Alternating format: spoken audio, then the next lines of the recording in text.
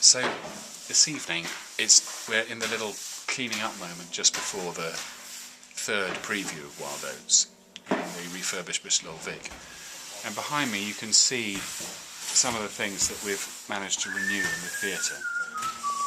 During the course of this refurbishment we've actually discovered a lot more about the way that the theatre was originally designed than we thought was here to be discovered.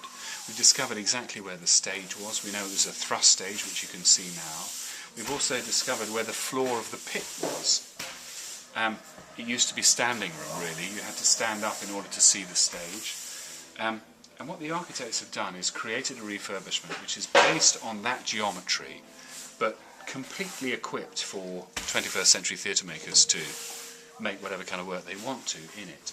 And the reason for that is that if you try and make this theatre behave like a standard proscenium arch theatre, it's a bit small, the sightlines don't really work, and it becomes a sort of poor man's Theatre Royal in Bath.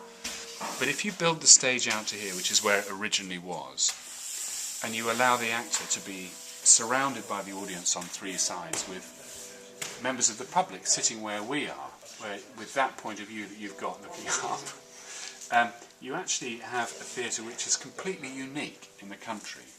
That intimacy and that interactive relationship an actor can have with the audience is like a sort of hyper-focused version of the Elizabethan playhouse. It's actually based on the geometry of the Elizabethan playhouse, but instead of a circle you have this distinctive horseshoe shape.